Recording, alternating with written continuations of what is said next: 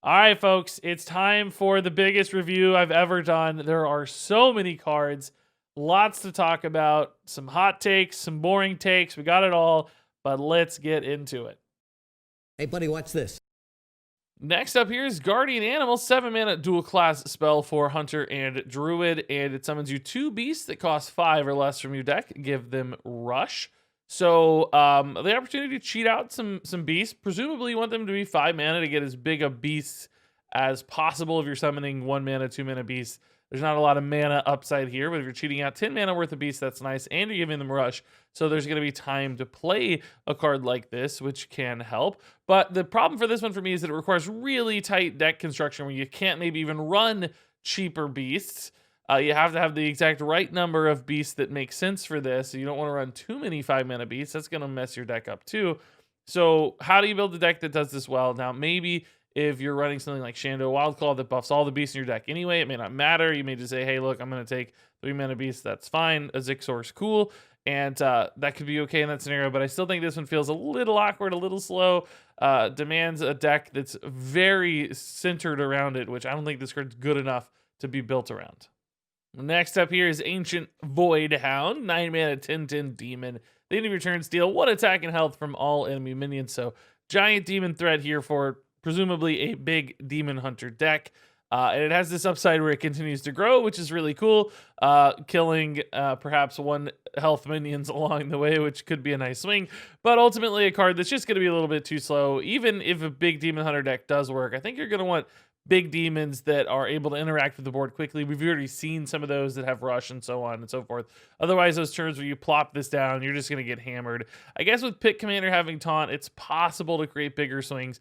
So not a card without any sense of hope at all. Just typically these big stats-based 9-mana plus cards like this don't work. We need big positive effects to go with them, and I don't think this effect is quite swingy enough or big enough for that to happen. So the Ancient Voidhound, still a middling card.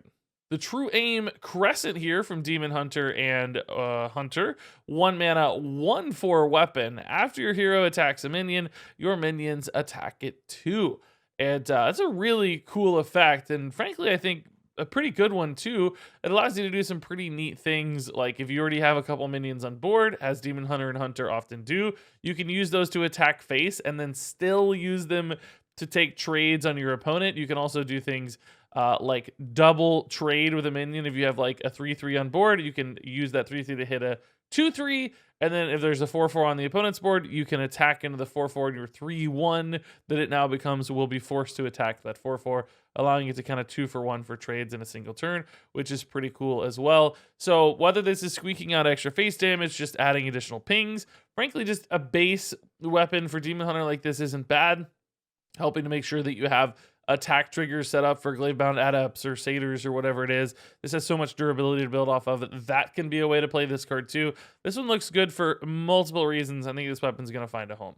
The Wormweaver, a 5-mana 3/6 for Mage. Spellburst, summon 2 1/3 mana worms. So a big way to summon lots of minions here. And if those mana worms can stick on board and start scaling, then you've got a big mid-game push option with this card. Now, the way Spellburst works is it resolves after spells, so the mana worms will come down as 1/3s, not 2/3s based on the first spell, but then any, incremental spells beyond that, they're going to start scaling. And we have seen, Evocation and all these cards in Mage, and we've seen some of this Tempo Mage playstyle where getting a lot of cheap spells in hand seems viable, and this card would certainly help support that. The challenge is, can you do all that the same turn you play the Wormweaver? If not, how susceptible are your mana worms? To me, although this is a nice big wide body, which can be good in many cases, the conditionality of that wide body is a little bit harder because you have to play a spell with this immediately. So it starts looking like turn 6, turn 7, turn 8 before this really can come down.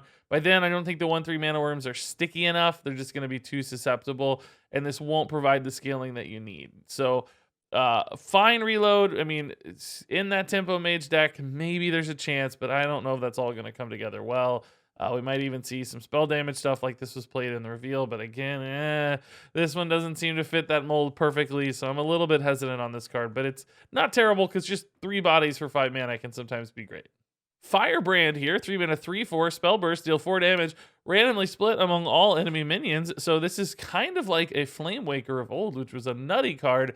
The major difference is here, this can go a little bit faster than Flame Waker from a board swing standpoint because you're dealing 4 specifically to minions, not face, and you're dealing 4 on the first spell. The problem is it has 0 scalability like Flame Waker, where if you play 4 or 5 spells in a turn, it goes absolutely bonkers. This is limited to the single spell burst activation, so 4 damage is absolutely your cap. You also get a slightly better stat line for this one, but I think the limitations on it are just going to be too harsh. And the fact that you have to spell burst with it means it's not really necessarily a turn 3 play in many cases. It's coming down a little bit later in the game. You need a spell to support it. So that was fine for Flame Waker because you could go absolutely insane and do tons of burst damage and clear your opponent's board. You can't with this card. So I don't think the swings are going to be big enough to make up for the fact that it's limited and doesn't go anywhere crazy. So probably not quite good enough, despite being a 3-mana 3/4, which I love. Demon Companion here for Hunter and Demon Hunter. It's Animal Companion, but 1 mana, and the companions are demons and they're smaller, but they are basically a 1/2 Leok with the same effect, a 2/2 Misha with the same effect, and a 2/1 Huffer with the same effect. I guess they have different names, I don't know. But just smaller versions of all the Animal Companions or Demon Companions instead. And you know what? I actually think this card's not too bad. In the worst case scenario, you're just getting a nice 1-drop on board. The Leok is definitely the worst as the 1/2, but hey, 1/3s are often fine. The little Huffer can be great as a nice way to open up the game with some charge damage, which both these classes would love. And the 2/2 Taunt Misha is a Blazing Battle Mage, but with Taunt, which is awesome. We know that that's already a really solid minion. So I'd say 2/3 of the time you're pretty happy. The other third of the time you're not quite so happy. I don't know if that low roll is so bad that you'd rather just run Blazing Battle Mages and consistent alternatives, but it feels like that charge upside so high that it might just be worth this in an aggro deck or hand leader deck anyway. I could certainly see Demon Companion seeing some play. Moving on to Fel Guardians here, 7-mana spell for Demon Hunter. Summon 3 1/2 demons with Taunt, and this costs 1 less whenever a friendly minion dies. So it's a corridor creeper that's only friendly minions and split across all these little tiny 1/2 demons.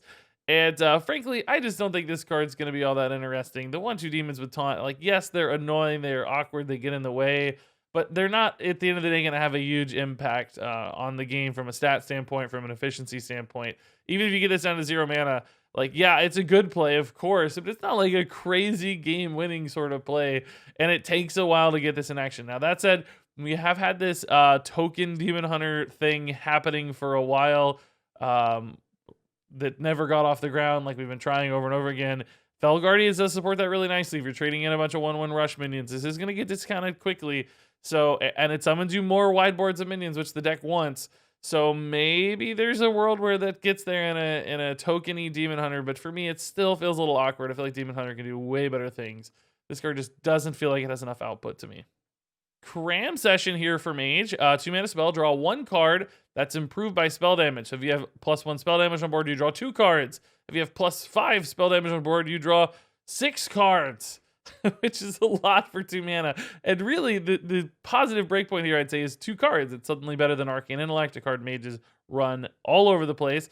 So if you have 1 to 2 plus spell damage, you're going to get a great result out of Cram Session.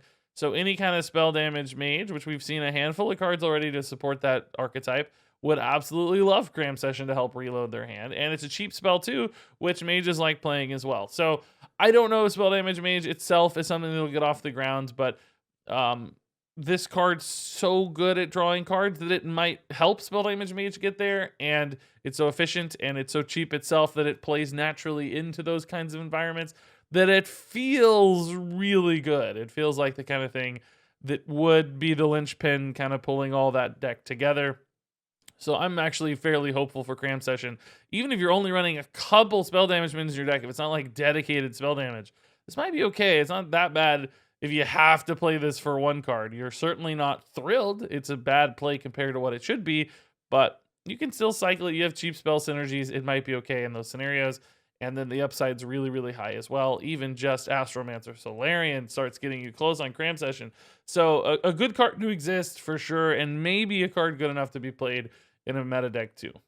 double jump up next here for Demon Hunter. 1 mana spell, draw an Outcast card from your deck. So we've got some Outcast tutor action here. And I mean, I guess pie in the sky, you could use this to grab your Skull of Gul'dan always, if you only had Skull of Gul'dan in your deck.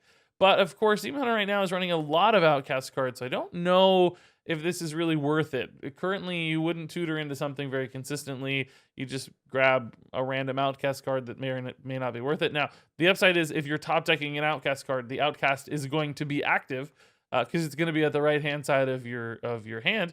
So that helps this a lot because you know you're going to get the positive Outcast effect. So as we see Demon Hunter today, would I play this in like a Tempo Demon Hunter? I don't think so. I'd probably just rather run a card draw card or something that's, you know, playing towards the deck's goals where this doesn't necessarily do that.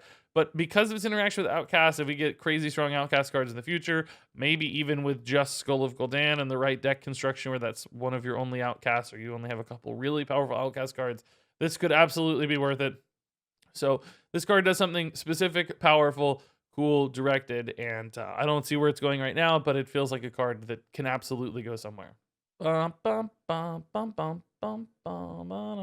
Moving on here to Blood Herald, dual class for Demon Hunter. 5 mana 1/1. Whenever a friendly minion dies while this is in your hand, gain +1/+1. So another like token synergy card here.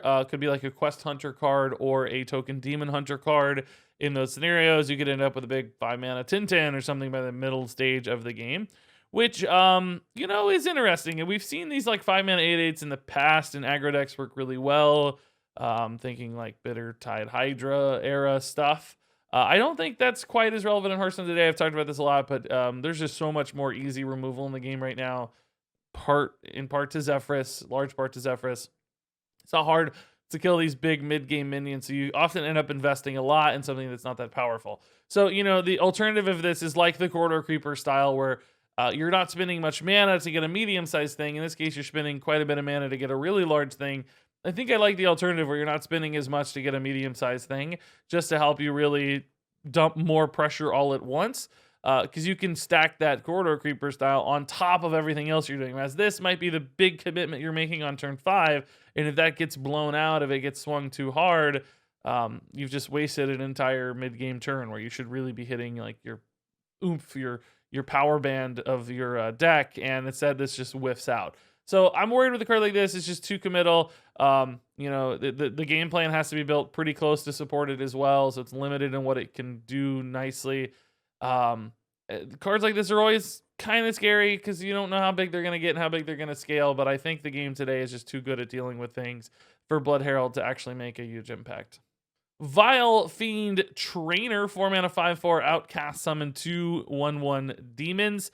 So a bunch of stats on this card, right? It's already a 5/4 for 4. That's that base stat line. You get a couple extra demons, but frankly, just don't think this card's very good. Stats alone in the mid game aren't quite enough these days. Demon Hunter can already do some pretty crazy things as far as summoning stuff's concerned and creating pressure in those mid game turns. And outcasting expensive cards like this is also sometimes rather difficult, or at the very least, this may not be hard to outcast in some cases, but it can clog up the rest of your deck's outcasts as well, because it's kind of stuck there waiting for the right moment to play. So it's non-reactive.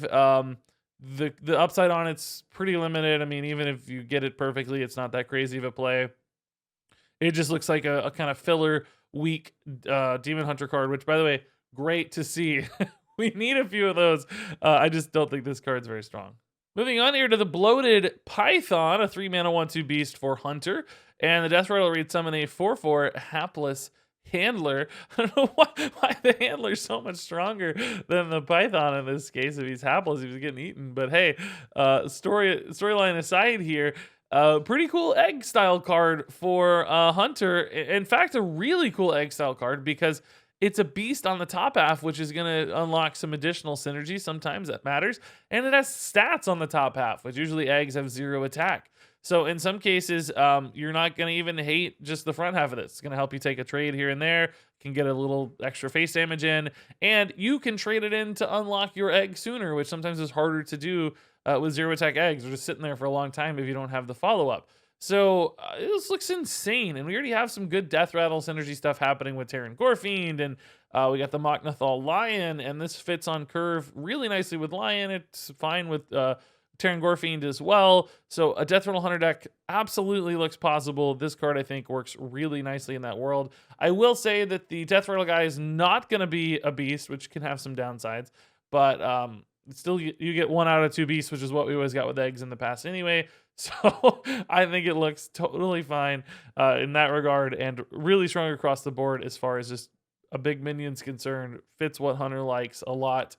This one seems to have some play in it for sure. All right, moving on to your teacher's pet, dual class Hunter, Druid, 5 mana, 4/5 beast, taunt, Death Rattle, summon a 3 cost beast. So another pile of stuff here, and a little taunt body is not too bad either. So you can see this going in a more mid-rangey deck, something looking to play a little bit slower, even like Control could perhaps use this, even though it doesn't have quite as much defensive utility. As far as the 3-cost beasts are concerned, we know those pretty well at this stage from like Spell Druid shenanigans. There's a mix. There's some pretty weak 1/1 stuff in there. There's the Zixor upsides. But I will say, because this has got Death Rattle Beast, a lot of the rush minions that are normally great off of like Spell Druid summons won't be so great here, because it's like a 4/1 with rush is just basically a 1 health minion your opponent gets to resolve very easily, because you don't get to utilize the rush unless you're trading this yourself, which seems less likely. It seems like your opponent's usually going to be killing this for you. So the 3-cost beast on average, I would say, is pretty weak in the current world. That said, we did just see a pretty cool 3-cost beast, so maybe there's some more upsides here if you're looking for Death Rattle chains. And that's what could run this deck, right? Something with Death Rattle synergies, something with some defensive mindsets, but ultimately, I don't know if it does enough. It just doesn't seem to pack that much punch. And I don't know what deck's looking for this exact kind of sticky, annoying, high friction, defensively minded minion. It doesn't seem to create enough pressure for like a faster Death Rattle Hunter deck. Maybe there's a Beast Druid that can run this successfully, because we do have a couple Taunt Beast cards. So that's one angle of play for this one. So it looks fine in many ways, just not anything to like lose your mind over. All right, the Kralisk Bark Stripper, a 4 mana 3/5 beast for Hunter. Spell Burst, destroy a random enemy minion. So we got a Spell Burst Deadly Shot attached to this guy, and a 3/5 body for 4 mana. I will say here, I think this is probably just a little bit too slow. Again, with Spell Burst, you have to follow it up with a spell. So it's creating this instant condition that has to be met, and it's requiring you to spend extra mana on top of that as well. So compared to like a Rottnest Drake, where you just usually play it and you're happy. Now, I know that has a condition too, but as we've seen so many times, that condition's met very easily in Highlander Hunter, Dragon Hunter. They tend to have, like 90% of the time, they have Dragon in hand. And they don't have to spend any additional mana is the important thing. And the minion's just really well statted. This one's not nearly so well statted for its cost. The spell has to have mana spent on it. So, even if it's a cheap 1 mana spell, is that, too big of a commitment? Because now you're moving this to 5 mana. It's just like Rottnest Drake. Again, are you going to have something you want to use that 1 mana spell on? Like you arcane shotting face, you're hitting another minion, right? You got to suddenly start lining all this stuff up, and it starts feeling awkward. Now we have seen some like spell removal stuff with Professor Slate, so maybe there's some kind of like spell control removal hunter coming together. But even in that world, this just doesn't feel strong enough. Like the numbers don't feel right. Feels a little too slow. Feels a little awkward. Random enemy minions aren't even that good anymore right now with all the lackeys and tokens out there in the world. So the Kralisk Bark Stripper to me just looks like it's fallen short. Just a card that's going to be more difficult to use than you might expect. Moving on here to Overwhelm, a ridiculous looking card. I don't even know what's going on in the artwork here. 1 mana spell for Hunter, following up our previous card as another spell removal kind of thing happening, and a cheap spell at that. It deals 2 damage to minion, and it deals 1 more damage for each beast that you control. So if you are playing this with your Kralisk or whatever from last card there, you're going to deal 4. If you have more stuff on board, it's scaling up. So this can be that like torrent removal on occasion with like, Unleash the Hounds, Overwhelm could be this big swing card to help you kill something big. That's all kind of cool in theory, and it's a pretty cheap, efficient removal, but the problem still remains. Does Hunter historically play that way ever? Have we ever had a Hunter that likes playing from behind, that has to meet all these different conditions and is using all these different spells? I just don't see it coming together in the way Hearthstone works these days. It feels like this is a card that you're always going to end up using for dealing two to a minion early, which is fine. But again, it's not something that you're really excited that your deck is doing or these cards are doing. It feels like they're not that powerful in that case. So to me, this game plan is going to feel awkward for Hunter. It's just not what their hero power wants to do. It's not what their classic cards want to do. And that usually means that you're using this package that's like only in this expansion, or it's really, really restricted. And that's going to cause problems. I don't think it's going to come together all that cleanly. I mean, the output is here for this card, so it's not inherently terrible. It's fine at its base, and the ceiling is very high too. So I don't want to like write it off completely, because this could just make its way into like a Beast Hunter deck as a flexible removal tool. It doesn't have to be committed to the game plan like Professor Slate or like the other card. But even then, this kind of has counter synergies with cards like Slate. So how does that work together, right? Like, you don't need it to deal a ton of damage because it's poisonous anyway in that case. But regardless, so a fine card at its core. It's just, where is this going to live and how often is it going to live there? Those are the questions. All right, moving on to Reaper's Scythe here for Warrior. 4 mana, 4/2 weapon. Hey, we like that stat line. And Spell Burst also damages adjacent minions this turn. So actually some pretty high upside here on the Reaper's Scythe. We saw this exact weapon work really well in the Death Knight of old for Warrior. I guess maybe it had an extra durability, but you get the idea. The effect was the same. Now that said, this only goes off one time, so it's not going to be every turn or anything. But this can be that big turn where you need to clear a nice medium-sized board, and I think it'll do it well. Kill a bunch of 3/3s, kill a couple faceless corruptors that are hanging around, whatever it might be. As long as you're able to cast a spell, which again is always the check here on Spell Burst. But I think on weapons in particular, Spell Burst is a little bit better because you can kind of bank it for a future turn. You don't necessarily have to play it at the same time. So you play the first half of Reaper's Scythe, you attack something, and you've still got that Spell Burst locked up for a future turn, which is nice because you can wait until you need to use it. That said, there's also some downside there too, because if you need to cast a spell, but you don't need to use your Reaper's Scythe Spell Burst, then you've got a little bit of a pickle. It's like, oh man, I want a shield block because I need to draw a card. I want to see what I get. Need some armor, but I don't have anything to use Reaper's Scythe on yet. So it gives your opponent a little bit of leeway to play around these sorts of things too, if they know it's just sitting there waiting and it makes your spells awkward. So a little bit of hang up here in regards to using Reaper's Scythe. That said, the output on it's still pretty high. We know at a base level, a 4 mana 4/2 weapon is not bad. Now, is it something Warriors really looking for these days? I don't know. We've seen some better action out of these 3 mana weapons right now that are filling your hand with stuff. I think that's probably still feeling like a better game plan than Reaper's Scythe. So it's always going to have those cards to contend with. But I could see a deck that cares more about getting to this 4 damage or just likes the output of this over something like Arcanite Reaper so that they have some flexibility. So long story short, I think it's a totally fine card. Probably not one that goes absolutely crazy just because some of the friction there from the Spell Burst stuff. But nonetheless, a lot of output and can definitely make some big moments. All right, moving on here to Coerce, dual class for Rogue and Warrior. 3 mana, destroy a damaged minion, so execute at its base, or combo, destroy any minion. So just an assassinate that's much, much cheaper. And you know what? That's interesting because execute's not really played much these days. It really, since it went to 2 mana, it's been much, much harder to play. Assassinate's not really played much these days. So although this is arguably better than both of those in some ways, I don't know that necessarily means enough. I think it's like worse than Shield Slam. I think it's much worse than Sap or Blackjack Stunner for Rogue. Now you're gonna say, well, that they still get the cards in those regions, yes, but they have to respend mana, right? And that's fine. So it's kind of in an awkward spot. Like, I actually don't know if this card's all that good. At first glance, I was like, oh my god, 3 mana removal, it's amazing. But you know, with the Shadower Deaths and the Torrents and all these other like really cheap removal options that don't seem that amazing, this really doesn't seem that amazing to me either. It's nice that it's fairly easy to utilize. I mean, certainly Warrior has no problem damaging stuff, but execute's not been good enough.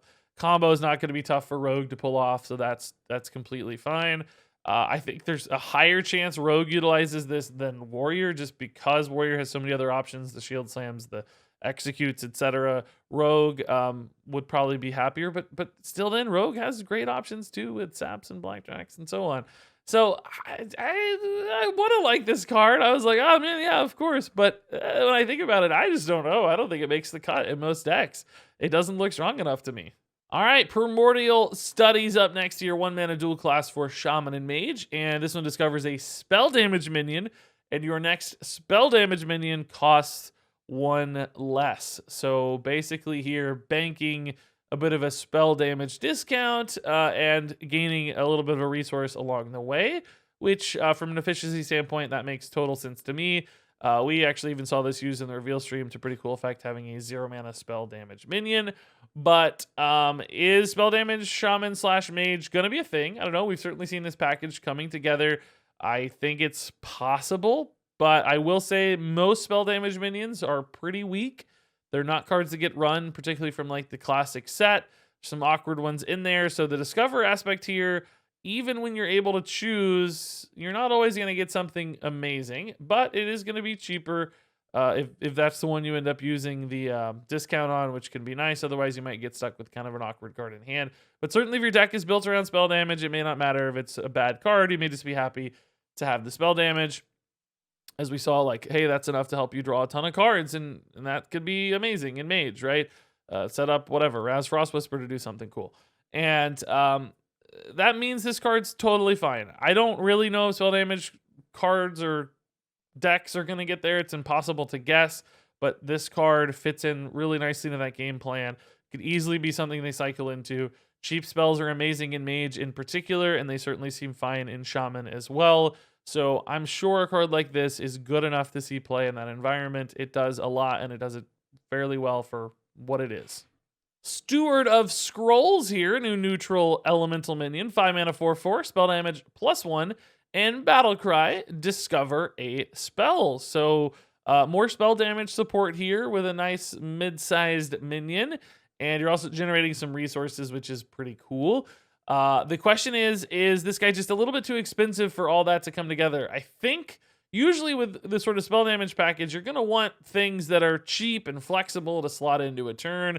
And frankly, from a discover a spell standpoint, as we've seen in the past with like Volpira Scoundrel, you kind of want those to be cheap too. So the cost really may be the most prohibitive aspect of this card. If you look at it, there's nothing wrong with it. It kind of makes sense from a numerical standpoint, but it may just not be what these kinds of decks want or need. We don't have elemental decks today. We, are spending a little bit too much mana for discovery, spending too much mana for spell damage. So that probably leaves this guy in an awkward state, even if he is kind of perfect from an effect standpoint for these decks. He won't likely be perfect from a mana standpoint. This is a big commitment to make.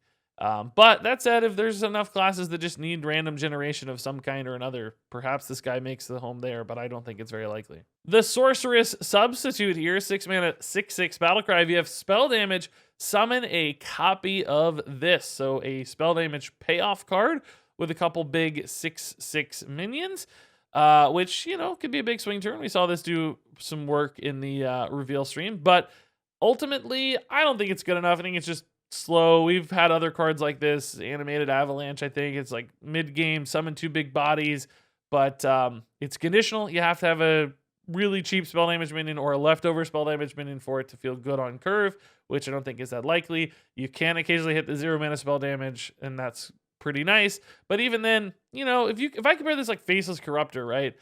That's 2 4/4s with rush on turn 5. Like, yes, this is more total stats, but I like the reactivity of that card better. It also demands support or like setup, I guess. So it's not much difference there. And it just doesn't feel like it does enough. It's not big enough. It's not oomphy enough. It's not swingy enough. And cards like this are just like, whoop, Shadow Word Ruin. Sorry, bro, your board's dead, and I'm going to win the game. So I don't think this is how spell damage is going to pay off. I think spell damage is going to pay off with spells, not these sort of concocted follow-ups like this that just probably don't do enough. So for me, Sorceress Substitute is not quite good enough. Moving on to Voracious Reader, a 2-mana 1/3 at the end of your turn, draw until you have 3 cards. Pretty crazy effect. We've seen this in the past with like Jeeves, which was a really good card. It ran in a hyper aggro, hyper face deck, and you ran out of stuff, and Jeeves would refill your hand so that you could keep pushing and keep going. Even though it was symmetrical, it didn't matter because your opponent usually had way more cards than you. This isn't even symmetrical. This is just a 2-mana draw until you have 3 cards. So this could be an amazing reload in an aggro deck. That said, in Hearthstone today, I don't know if that's something that's as necessary. The most aggressive decks these days don't seem to be running out of cards. With things like Demon Hunter, they have Skull of Gul'dan. They're constantly refilling their hand. Face Hunters, perhaps a place that you could run this. But like fast zoo decks don't need it because they have hero power. They have a Skull of Gul'dan. I think I said those backwards. I think I said hand for Demon Hunter and Skull for zoo, but you know what I mean. Put the right card in the right class, you'll get there. So I don't know if this card needs to exist. That said, it's just really big in what it does, and I'm sure there will be some Face Hunter deck or something that finds a way to use this. So I think this card looks totally fine. Moving on to Carrion Studies. Study here for Hunter. It's, of course, 1 mana. Discover a Death Rattle minion, and your next one costs 1 less. So more Death Rattle Hunter support, but here's the deal with this card. Man, Death Rattles on average in Hearthstone aren't very good. There's a lot of bad filler Death Rattles. The odds of hitting something you actually want and care about with this card seems so slim to me that I don't think it's worth it. Even though it's like kind of free in a way if you're playing Death Rattles anyway, because you're getting that discount. It's just you have to draw it, and that limits your ability to draw other really cool things you care about. So even though it's free, it's not really free because it's occupying that draw spot. And I think for that reason, Carrion Studies is probably going to get left out. I just don't think the consistency's there for a card like this. To me, it seems like it's going to fall off pretty quickly. Like you'll test it and they'll be like, ugh, it's just not worth it. I'd rather draw something good, or just draw a card to draw into something good, right? Instead of cycling basically into a pretty weak Death Rattle minion on average. So they'll either be too expensive. It'll be like the Beast or a bunch of garbage 1-drops or 2-drops, and it's not going to pay off. It'll be cards you don't want at all. So Carrion Studies, just in theory it's cool, but in practice it won't be very good. Next up, we got the Wolpertinger here. 1 mana, 1/1 beast for Hunter and Battlecry. Summon a copy of this. So a card here that, frankly, on turn 1 on its own doesn't look that bad to me. Just 2 1/1 beasts to start the game is a lot. That's a big stat bomb, particularly with cards like Fresh Scent to follow it up on turn 2, knowing that you have a pretty sticky beast on 1. That can be great. Can be lots of chip damage. Can help you trade into whatever your opponent plays early. Now, beyond that, you've got some synergies here with hand buff style cards with like Scavenger's Ingenuity. Any buff gets duplicated basically on the Wolpertinger, which could be valuable. You get a couple 3/3s instead for 1 mana, which would be nice. But I think there is a pretty tight restriction on the kinds of decks that can run this. So, of course, like Quest Hunter, this looks really cool. But is a Highlander Hunter going to be able to run this? Maybe as their 1-drop, right? It's a possibility that it gets in there. But I think Scavenger's Ingenuity has so many high rolls beyond this that are much, much better. Just hitting those like rush minions of the Zixors and stuff feel stronger in many ways.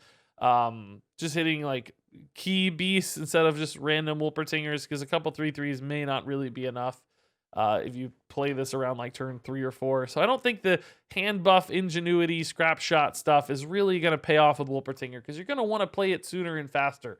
Holding it in hand just isn't worth it. You'd rather hit a Stone Tuskboar, you'd rather hit a Zixor, you'd rather hit something meaningful that's going to have a huge impact on the game instead of just kind of the raw stats of Wolpertinger. Now, that said, I still think as a 1-drop, it's totally fine, right?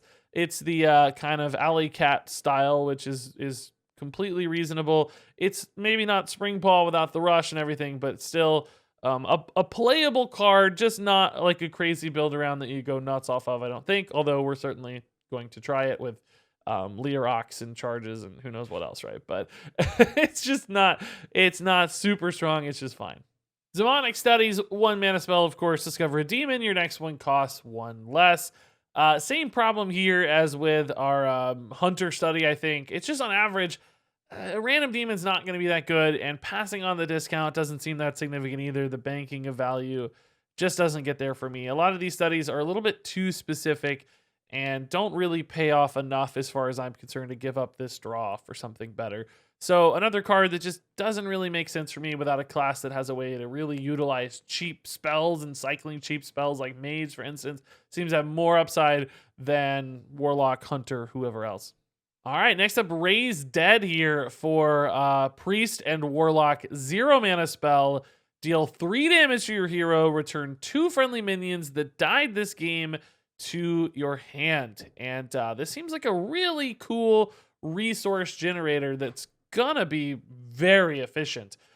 You know, if you're playing a deck with minions you like, you're gonna get minions you like added back to your hand. Even if they're cheap minions, say like Disciple of Galakron, that's totally fine. I'm happy to replay that. I gave up very little health and 0 mana in order to generate those resources. And sometimes you're going to high roll like crazy and get a Murazond back. And it's going to be amazing. Same story for Warlock. Get some kind of crazy Warlock card back that you're really happy about. So I can see this in like a Zoo deck where you don't mind taking damage at all. You just want to get those minions that died early right back in your hand. Keep your curve flowing really smoothly by finding that Flame Imp, tossing it in to flatten the curve. Amazing stuff, right? Could see this in Priest just to generate a ton of stuff. Now, on top of that, we have 2 classes here that are currently seeing synergies from taking damage or at least changing their health with cards like Flesh Giant and others. So this plays really nicely into that game plan as well. So this card seems like it's great. In normal Hearthstone, great if you're trying to expose those synergies. This just feels like a really strong card. Next up here is Power Word Feast, featuring a young Regis Kilbin. It's 2 mana, give a minion +2/+2, and restore it to full health at the end of this turn. This looks like a really nice little buff here in the early game for a tempo priest deck. I've been teasing a lot. I think this can be a thing. So you got that 1/4 Frazzled Freshman. You make it a 3/6. You take a great trade on board. You restore that health, so you've got more to work with on the future as well. It just seems perfect. And we've got all these other synergies now for using this on your own minions, whether that's the new dual class legendary Allura, just Sethic Veilweaver. This is a great spell for all of those sorts of environments. So this one looks really, really good. As long as Tempo Priest can become a thing, this card will be relevant. And even if it's not random generation, this card's going to have an impact on the game with Sethic Veilweavers regardless. So an important card, and I think probably still a good competitive card as well. Next up here is Mind Renderelusia for Priest, a 2 mana 1/3, pretty crazy effect. Battlecry, swap hands and decks with your opponent until your next turn. So, I mean, this is just so crazy. I don't even know if it's good. So here's a couple ways I think you'd use this, right? Number one is you could basically throw away your opponent's resources, right? Like if they have some cool combo they're working on or whatever it is, just waste it, right? Like play the cards that ruin their combo, slam their Moonfires into their face so that they can't use them with Malagos later, etc., right? So it's a 2 mana tax to do something crazy and mess up your opponent's game plan. Or, you know, maybe draw a ton of cards and burn their deck, whatever you want, right? Just disruption, essentially. The alternative actually is if you're playing this in like a really fast aggro tempo priest or something, you could use this as sort of a reload tool where you basically are out of cards, you're out of gas, you need that final push, and you take your opponent's hand and see what they've got and maybe could piece together some damage or something crazy. It's not a great gameplay necessarily because you're going to swap back and you're going to be empty again, but you maybe bought yourself a turn, you played a 1/3 alongside it, which isn't the end of the world for 2 mana, right? So you didn't sacrifice much and maybe you bailed yourself out somehow. I don't know. So in either way, this card's got a home, I think, somewhere. It's really fun, really cool. Will the average competitive deck run this? Probably not. It probably won't be worth it because most decks do something they want to do, and your opponent could disrupt you just as much as you could disrupt them by trading hands. So it might be too risky to pull off. That said, I love this card. I'm going to play it a ton. It looks so freaking fun. Is it good? Maybe. It's maybe actually still good too. All right, Draconic Studies here up next. 1 mana study for Priest. Discover a dragon. Your next one costs 1 less. Dragons on average are better and a little bit better discover pool than many of the other pools we've seen. And there are some pretty crazy high rolls in dragons, more so than some of the other pools we've seen for these studies. So I think the like high roll to low roll ratio for dragons is much better than in other classes. I still don't know if this is enough to like get over the hump to include in your list. If you're caring about dragons really significantly, perhaps, but otherwise Priest doesn't have any problems with like minion generation, and I don't think the discount banking is worth it, although there is always like Malagos and stuff, maybe discounting that by 1 mana somehow, or playing 2 of these and discounting Malagos a little bit more could come into play, but I really doubt it. In Priest, it doesn't feel like that's a thing. So it's another study where I just don't really see it getting there, although it's probably better than some of the others. Shield of Honor here, new spell for Warrior and Paladin. Gives a damaged minion +3 attack and Divine Shield. So pretty nifty little buff card here to help you take some trades. We know that Paladin has a lot of buff cards and cares a lot about targeted spells like this right now, or seemingly will.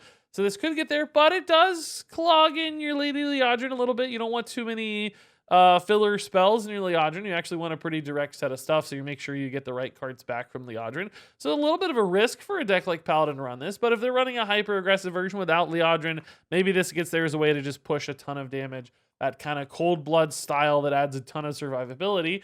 Alternatively, it's great for taking trades, of course, because of the Divine Shield, allowing you to trade small minions up and win an early board. I could see it being utilized both ways. In Warrior, of course, we've got all these damaged minions because of Risky Skipper, so it seems like Warrior's going to have more targets readily available, whereas Paladin sometimes is going to be awkward or really hard to actually get a damaged minion to put this on, so real weird limitation there. But to be honest, despite the like raw oomph of this card, it's doing a lot, right? It's like Cold Blood adjacent and Hand of Protection adjacent, kind of merging both together, and it's only 1 mana, whereas Cold Blood's now 2, doesn't have combo. Like, it's doing a lot, but I think the damage minion aspect's actually going to be more challenging than people realize, particularly in the early game when this card's like most exciting. So yes, there are like inner rage combo shenanigans where this could go in there, but you have to dedicate another slot to this card, and that means you need a lot of cards in hand to pull all those things off. So, I mean, this does a lot, so that it's hopeful. Maybe it could replace like Inner Rage in a Warrior deck just for more output. But usually those Inner Rages are being used to like end the game with Grom and such. And this costs more mana and the Divine Shield doesn't matter in that world. So I don't know. I want to like this card, but when I think about it, it feels kind of sticky in hand. Like it's going to get stuck and you're not going to have good moments for it. But with all the rush minions out there, with all the damage Warrior can do, perhaps it does still find a home. All right, next up is the Crimson Hothead here. New dragon, 4 mana, 3/6. Spell burst, gain +1 attack and taunt. So best case, you move this up to a 4/6 with taunt. Not that exciting, honestly, in best case scenario, and pretty darn terrible if it's not getting spell burst. Why would you ever run this card? It just doesn't make sense. It's not worth it. It's absolutely a filler card. It's going to be fine off random generation sometimes that has no impact on our review. This one just does not see play. Desk Imp here, the new Murloc Tiny Fin / Snow Flipper Penguin of the set, 0 mana 1/1 demon. I mean, listen, we've got the new Gandling card where, you know, you can turn this into a 4/4 pretty easily. So there are, I think, some lines for this one that wouldn't normally exist, but at the end of the day, it's still a 0 mana 1/1. It's not a great card, probably, but don't totally write off the Desk Imp, I guess. The Mana Feeder Panthera. We got a Thundercat here in the house. 2 mana, 2/3 beast. Battlecry, if you've used your hero power this turn, draw a card. And we've seen a few of these, like 2 mana, draw a card, synergy stuff, which I think is particularly nuts in this case with Demon Hunter, because Demon Hunter's hero power is so cheap, so not hard to flex this one into a turn. Everybody else a little bit more awkward because this doesn't start getting good until like turn 4, at which stage the 2/3 is like not that exciting. Even for Demon Hunter, turn 3, it's only a 2/3, and it's just a cycle, and I think Demon Hunter has plenty of ways to cycle. So I don't really think this card is better than other 2 mana draw a thing cards. I think in many cases, I'd rather have like a Novice Engineer. I mean, even imagine if you're late in the game, right, and you've got like 8 mana. Do you really want to commit 4 mana just to drawing a card and hero powering, or do you want to play 2 mana and have 6 mana remaining to play whatever thing you draw in most classes? Even the same story for Demon Hunter with just the math a little different. I don't really think it makes sense. It's cool. I like the design a lot. I think it's fun to reward hero powering, but this card is just not quite clean enough from a mana standpoint. The Plagued Proto Drake here, new dragon, 8 mana, 8/8 Death Rattle, summon a random 7-cost minion. So it's nice to see some more big Death Rattles in the pool. Things like Death Rattle Rogue might care about this a little bit, although we haven't seen that work super well. The fact that it is a random 7-cost minions, honestly, a little bit of a downside. There are some crazy good 7-drops in there, but you also got things that you don't look that excited about. There's just weaker stat lines, etc., than you'd hope for. That said, cards like this, I always write them off because they just look so bland, but then they always end up like working out in that rogue world, or just something lines up for this where you discounted enough or you cheated out enough. That said, I still think it's pretty bland and not that competitive at the end of the day, but I'm sure I'll be surprised by somebody, whether that's like a big druid or a Deathwell rogue, squeezing this into a deck and making it work. Robes of Protection here up next, 3 mana, 2/4. Your minions can't be targeted by spells or hero powers. So a fun little follow-up card here to try to stop your opponent from resolving your minions. But the big problem for me with this card is a couple things. It doesn't really care about AoE at all. AoE still just wipes your board, doesn't need to target, and rush minions don't care about this either.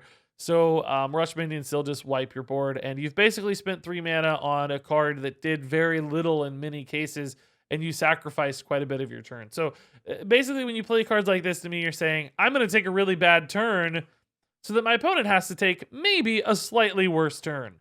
And I don't think that works out well. I think you want to take good turns and make your opponent have to take really good turns as well. Trying to take a bad turn to in turn make them take a bad turn, say turn one more time, never really pays off. So this card doesn't feel like it's going to pay off in that regard either. Now, that said, can't be targeted to fine effect. We've seen it work really well with the Dragon package in particular lately, but dedicating an additional play and additional mana to that doesn't really seem worth it to me when there's so many other ways to resolve minions like this. So at the end of the day, this is just not good enough. All right, next up here is Tour Guide. 1 mana, 1/1. Battlecry, your next hero power costs 0. So a way to get a bit of a discount here on your hero power. Basically a 1 mana discount and a little 1/1 tossed in for free. So there may be some hero power shenanigans possible there. We actually just talked about the hero power draw a card, so you could combine all these things together. But then you got to run Tour Guide, and it's like, who cares about drawing a card if you got to run Tour Guide? It's just not worth the upside there. So this one little 1/1 bonus just to get a hero power in, to me, does not seem worth it. Even in worlds with like Phase Stalker and all these other hero power synergy cards, it's not worth it to have to commit drawing a Tour Guide. It's such a big downside to have to run this card as a deck slot and have to give up a draw for him. So Tour Guide looks really weak. Next up here is the Twilight Runner, 5 mana, 5/4 beast for Druid with Stealth. And whenever this attacks, draw 2 cards. This is actually pretty intriguing. Stranglethorn Tiger has always been one of those cards that was like kind of halfway decent sometimes. You're like, oh, okay. Yeah, and this has this giant card draw upside. We've already seen some stuff that cared about 5 mana beasts. We've seen some stuff that buffs your beasts in Druid with Shando Wildclaw. I'm starting to think there might be some kind of big beast package coming together for Druid, and a card like this would be really nice with it, particularly if you gave it Rush off of your Animal Guardians, or whatever that card's called, the 7 mana summon 5s and give them Rush. Refilling your hand like this could be pretty nice, even in just like an aggro deck. Like if you're playing a really aggressive Druid deck, which we don't see right now, but if this was your top end, it's going to be really difficult for a lot of decks to kill this, even at 4 health. And that means you're going to like refill your hand. You're going to get to hit phase for 5. Like this card is sneaky, kind of scary.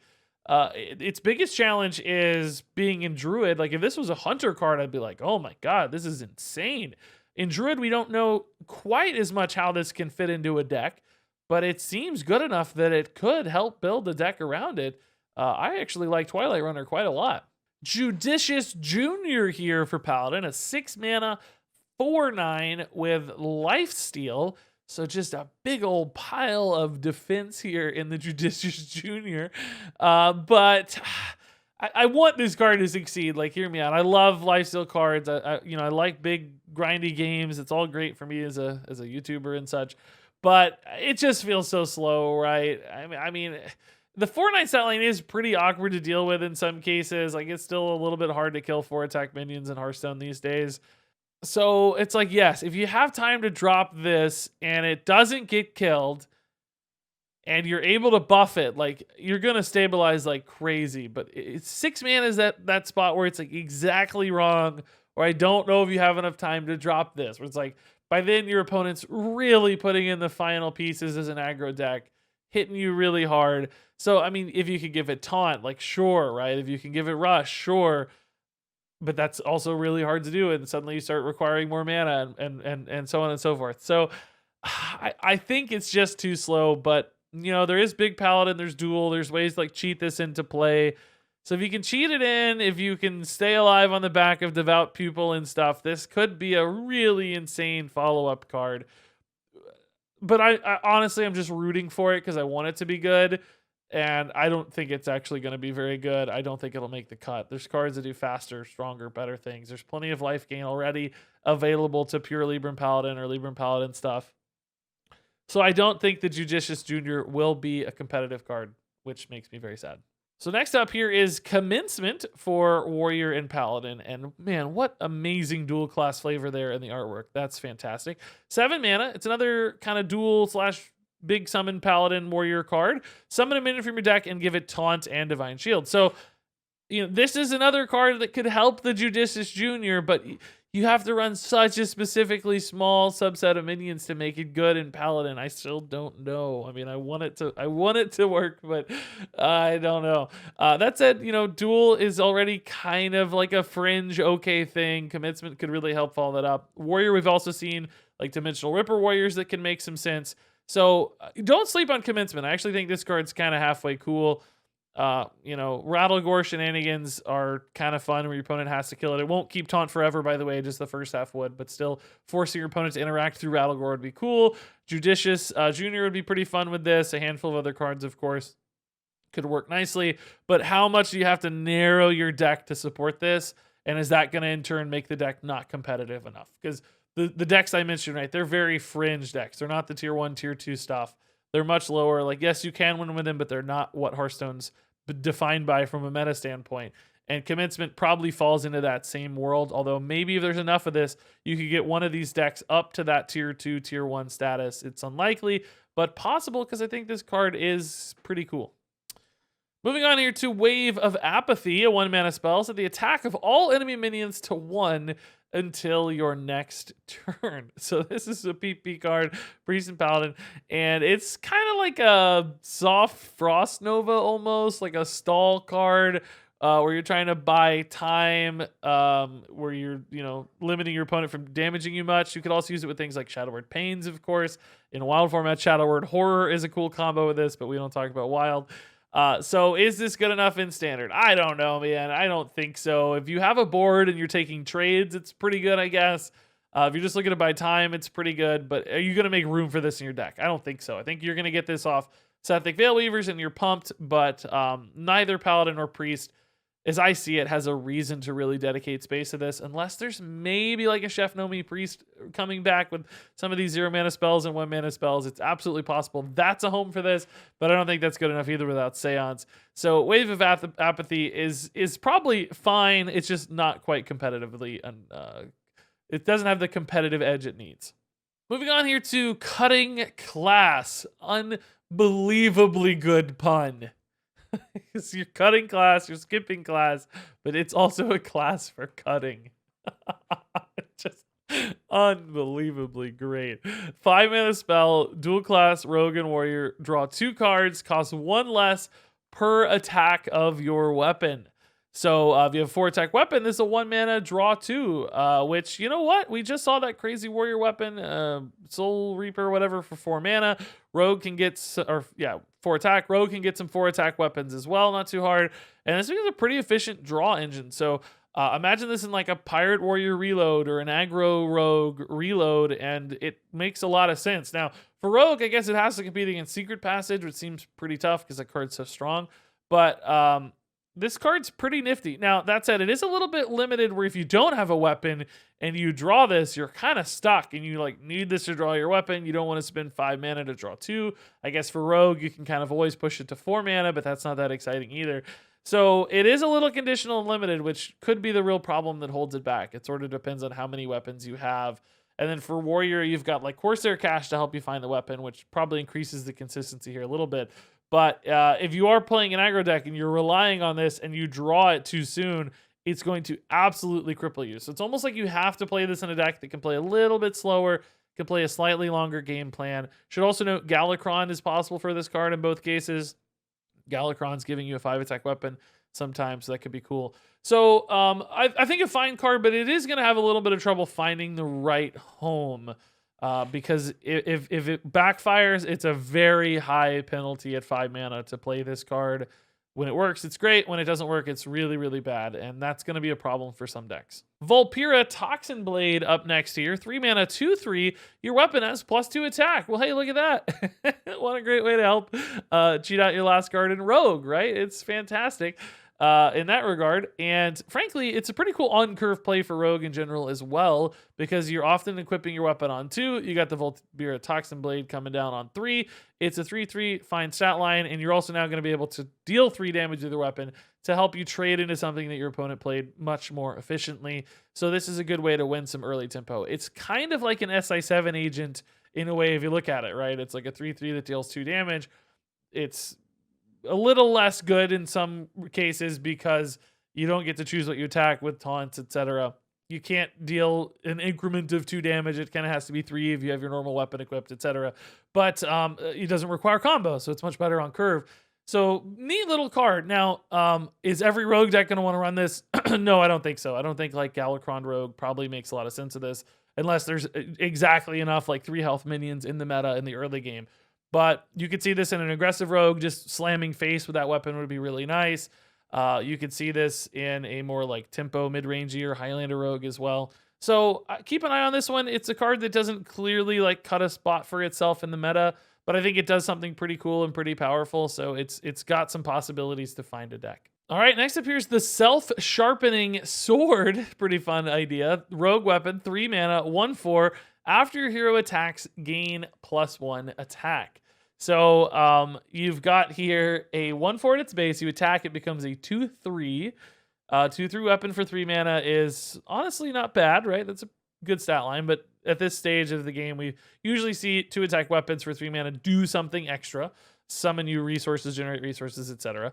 And then you attack again, and it becomes a 3/2 weapon, which is really pretty good. That's the Fire War Axe breakpoint. And then you attack again, and it becomes a 4/1 weapon, which is really solid. So in total, you get a 4 attack, a 3 attack, a 2 attack, and a 1 attack weapon, which is a lot of damage bundled into a single card. Now, the challenge is it does take a while to get this thing up to speed and get it rolling. So it's a lot of total damage bundled into it, but what could you be doing instead in the meantime, right?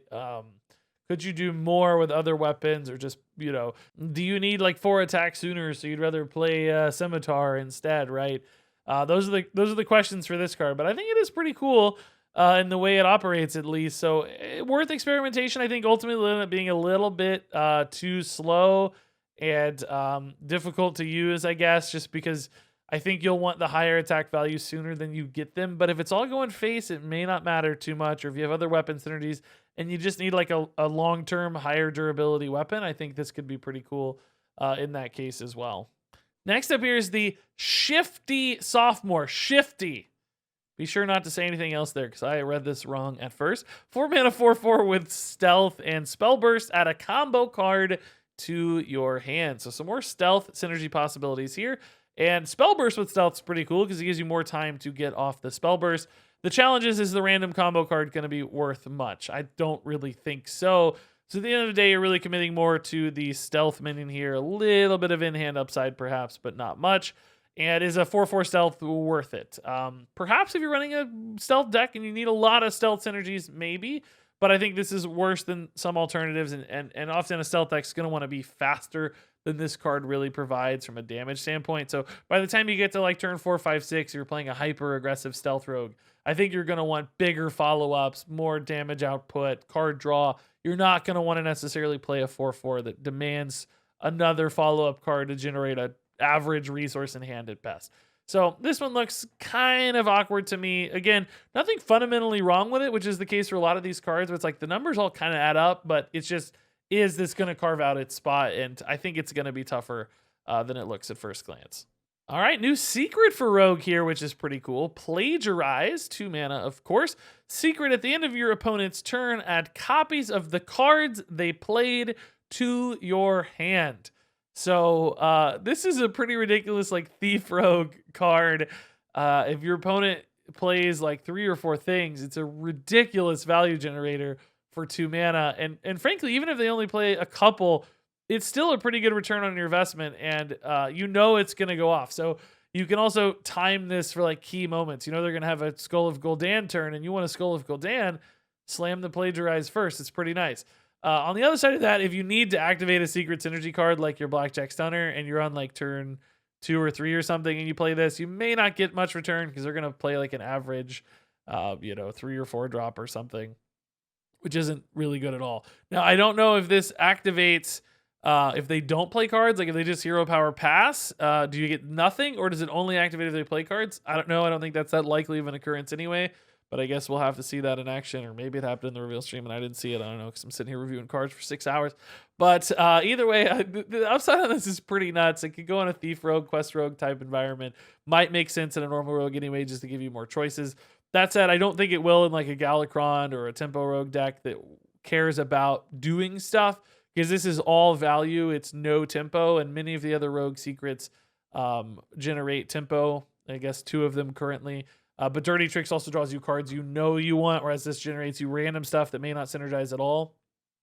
So there is some risk inherent to this one. So is it better than the other rogue secrets? Probably not, unless you're running exactly some kind of Thief Rogue package that cares. So it probably won't get a ton of play, but I love this card, and I think it's still just fine. All right, next up here, Trick Totem, dual class card. Note, this is actually a mage card as well. 2 mana, 0/3 totem. At the end of your turn, cast a random spell that costs 3 or less. So clearly, we know that Totem Shaman can play off of early game totems really nicely. This is a higher health totem for 2 mana than we normally see as well, which is kind of cool. So it might be a little bit stickier. The downside here is the randomness can go against you a ton because, first off, it's 3 or less mana. So it's just like, sometimes you're going to get 0 mana, 1 mana stuff that's just totally garbage. Sometimes you're going to kill your own minion off immediately, which sucks, with just like a Shadow Word Pain or whatever million other options. And I don't think the return on investment here is all that good on average. Like, yes, there are more passively good spells because of all the like secrets and stuff that are guaranteed to affect only you positively. But I just don't know if the payoff is high enough, and the downside and the risk is so high too, that even if you like start supporting this with totemic reflections and stuff, the chaos that ensues is it worth it? I don't know. Would you rather just have something predictable and reliable? I'm not sure. And then as far as Mage is concerned in particular, I don't see why Mage would run this at all. I just, there's no totem upside. The random spell generation doesn't seem worth much in Mage either. So this card, it's crazy. Of course, we're going to goof around with this one, but I can't see it being very good. Moving on here to Tidal Wave for Shaman. 8 mana spell, Lifesteal.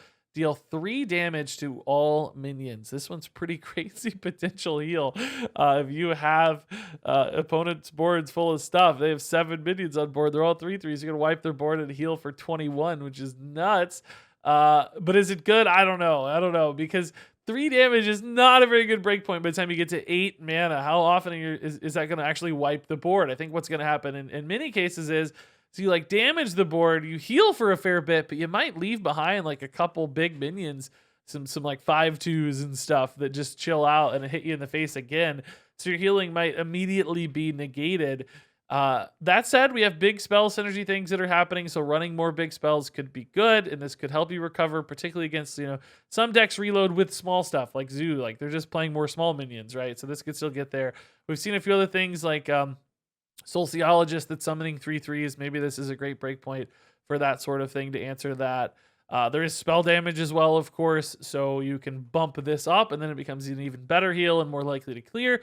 And Shaman also just often has their own throwaway totems laying around on board. So even if you maybe just kill a couple 3/3s of your opponent in the late game, and you also kill like 3 of your totems, you might happily sacrifice 3 totems to heal 9 in certain scenarios. But I guess the problem is all that's going to have to line up really well for this card to work. It's going to have to hit a good board state. You're going to have your own stuff. You're going to have to be able to spend this mana. You can, of course, discount this, which will help, but how often is that going to happen? Is there enough big spell support for a card like this to exist? I got a lot more questions for this card than I have answers, but I'll say this. It does something very big, very decisively. It buys you time, so Control Shaman could potentially use this card as far as I'm concerned. All right, next up here is the Rune Dagger. 2 mana, 1/3. After your hero attacks, gain spell damage +1 this turn. So here's a card that could help support our Tidal Wave with a loaded up spell damage that you can activate on demand to support future big spell or AoE cards, this is great. And also cool with things like Raz Frost Whisper. And a 3 durability, you're going to get 3 separate turns where you're going to get a nice little spell damage boost, unless, of course, your opponent removes it. But I don't think this is an insanely high priority weapon to remove. And you don't even feel that bad if it gets removed because you only committed 2 mana to it in the first place. So all in all, this does look like a pretty fun, flexible way to ensure that spell damage is more consistent and more likely for Shaman. I could see this card bringing together the spell damage package for Shaman rather nicely, particularly if you run 2 of these for extra consistency. This looks like a fun little card. Also, sometimes that ping is great in a pinch if you absolutely need it. All right, next up is Molten Blast. Cool spell, 3 mana, deal 2 damage, and summon that many 1/1 elementals. So at a base, deal 2, summon 2 1/1s. Frankly, not that bad. Maybe not as good as like Implosion of old, but as soon as you start getting any kind of spell damage scaling on this card, like with our previous weapon, which plays very nicely on curve, this becomes a deal 3, summon 3 1/1s. That is suddenly very cool, I think. Moving beyond that, if you get this up to 4 and 5, it's just a ridiculous potential swing card. And we know that Shaman can use wide boards pretty effectively. So at first glance, there's like a spell damage control deck that could use this really well, clear minions. But keep in mind, this can also go face. I could actually see this in an aggressive spell damage Shaman deck as well, that's running burst damage and just wants to build boards and wants to build tokens for things like Bloodlust later. So you hit face for 3 or 4, you summon a bunch of elementals, you use some kind of follow-up on a future turn to deal even more damage with those. So this card looks really flexible in a couple different directions, aggressively, defensively. I think it's pretty cool. Now, it's not great at a base level, but I don't think it's bad either. Just as it stands, and it scales so darn well. Definitely keep an eye on this one. All right, Athletic Studies, 1 mana study for Warrior. Discover a Rush minion, and your next one costs 1 less. All right, this is interesting. I think Rush minions are a little bit better on average than other options. Warrior in particular has some good class-based Rush Warriors now with like Krasinov and stuff. So you're not going to be getting terrible cards on average, I'd say, with this one. And you're getting reactive cards too, which is nice. It's still got the same study problem. Like, is it worth running? I don't know if you don't have other spell synergy follow-ups. But if your deck is running Spell Burst, with all of these, it's a cheap Spell Burst activator. Perhaps that's enough to get it over the hump. I don't know. Some I don't think will be good enough regardless of Spell Burst. It just depends on if the class has a Spell Burst card you care about. We've seen like the Weapon and Warrior that's kind of cool. That's good follow-up there. So probably better than the average study, but still not something I'm losing my mind over.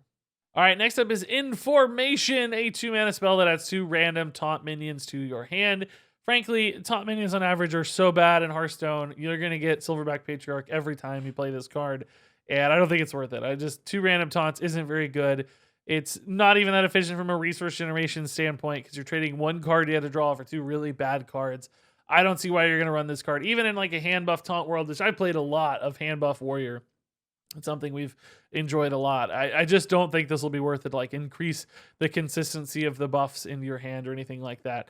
So, because you're still you're paying 2 mana, you're paying that draw tax. This could just be a taunt you care about instead, a good taunt, and that would be almost as efficient in the first place. So to me, this card just looks pretty darn weak.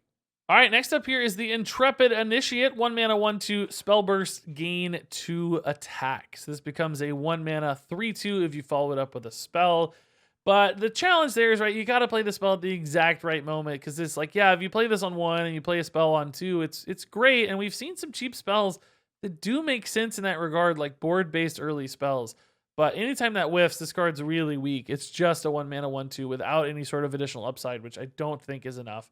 It doesn't keep scaling. Spell burst is 1 time, so it's not like it's going to overrun opponents. So it's kind of nifty. I really like the mechanic here, essentially, but I just don't think the playability is there. All right, next up here is Sneaky Delinquent, a 2 mana, 3/1 stealth. Death Rattle at a 3/1 ghost with stealth to your hand. That's also 2 mana in this instance. So this card's kind of neat, right? It's like got some stealth and Death Rattle synergies with rogue likes, but ultimately it's like 4 mana commitment. And you might get 6 damage out of it, but you might not with all the whirlwind effects out there in the world. And I think Stealth Rogue can do things faster. I don't really see this fitting into any other package. If the minion came out on board, this would be bonkers. But the fact that it comes back to hand, you got to spend more mana really limits this one, I think.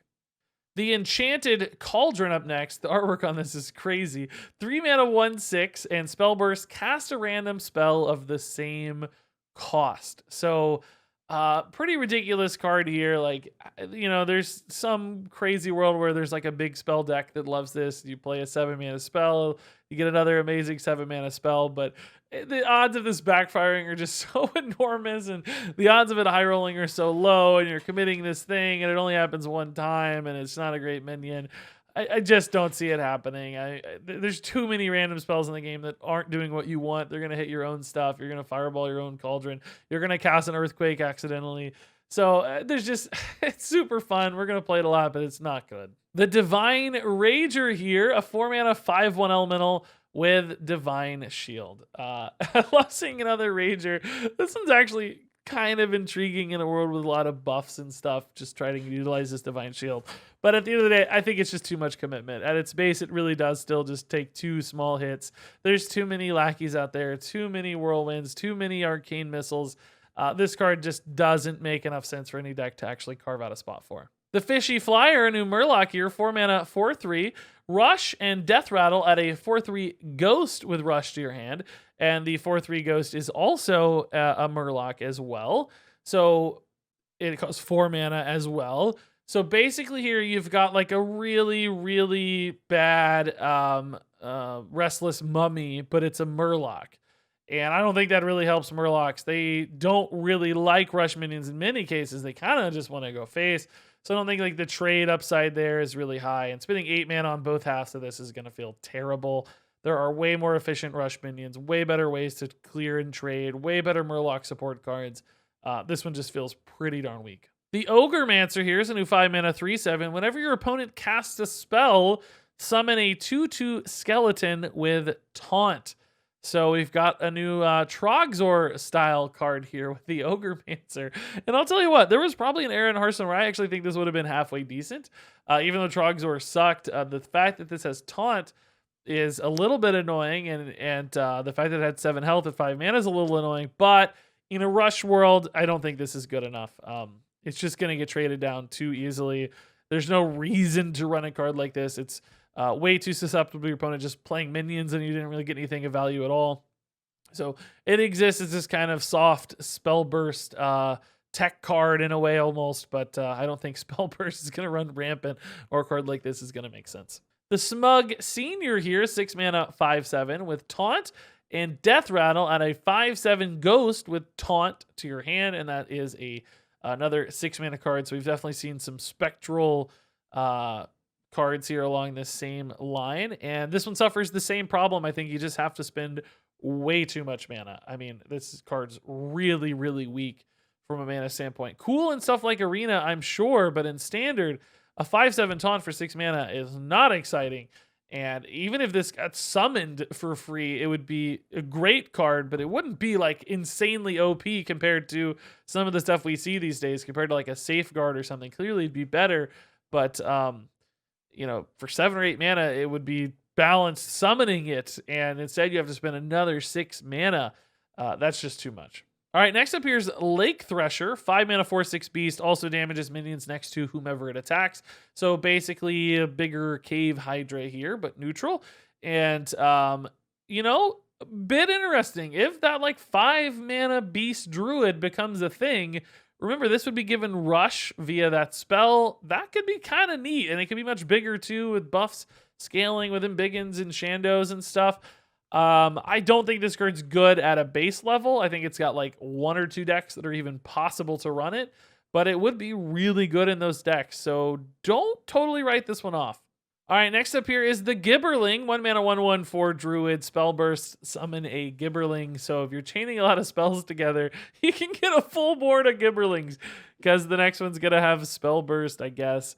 The next one's gonna have spell burst, etc. But who wants that? You don't need that many 1/1s. Even a bunch of 0 mana spells. I just don't think this is worth it. This card is a super meme, which I love, but it just can't be good. All right, next up here's Partner Assignment, new 1 mana spell for Druid. It adds a random 2-cost and 3-cost beast to your hand.